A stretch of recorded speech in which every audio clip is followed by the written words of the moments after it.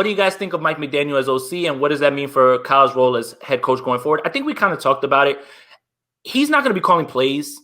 I think it's more, look, I'm on the side of continuity for sure, right? Like, this is a team that next year cannot see a slip depending on the quarterback, right? Which is obviously fluid. Cannot see a slip in the run game at all. The run game needs to be as dominant as it ever was, keeping Bobby Turner, making sure that all those pieces are in place. You can still continue to run the ball the way that you wanted to, because if the quarterback isn't someone like whoever, Watson, Stafford, anybody who can really toss that thing down the field, the run game has to stay solid for, whoever the quarterback is, if it's Jimmy, if it's, someone else. So that's the thing. And I like the idea of continuity because, one, players don't have to learn a new system. I'm always weary of that, about learning, new schemes and things like that. They can kind of just fall right back into their routines with minor changes depending on the coach.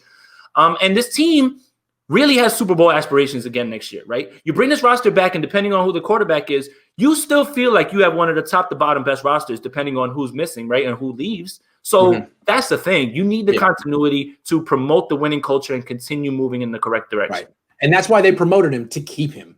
They didn't I don't think that they really promoted him. It was like, look, dude, we don't want you to go to Miami. So why don't we just give you a new title and a raise? Is that cool? Like, are you willing to stay? Because they can't lose. Think about this. If they had lost McDaniel and LaFleur, then Kyle Shanahan really would have had to be the offensive coordinator. He would have had to do all the film breakdown and legwork on Sunday and Monday that those two guys do. I mean, he has enough trouble being a head coach. He needs to focus on that, and he needs to delegate more. That's what he needs to do. And he trusts those two guys. To lose both of them would have been bad.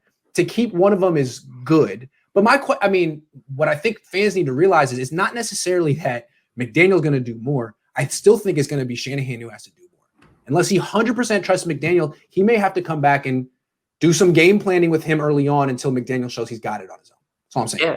This is a good point too.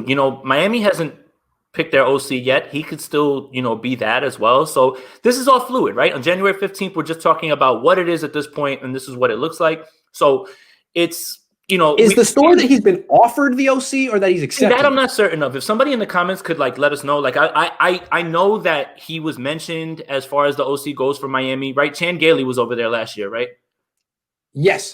Okay. So Chan Gailey was there. I don't think he's back. I'm not certain if it's a contract thing or they're just giving him the boot and just trying to move on. I'm not certain about that. I'm not going to try and act like I am. Is this the Niners offering a job through the media, or is this see, I don't know. They haven't announced it yet, so we'll see.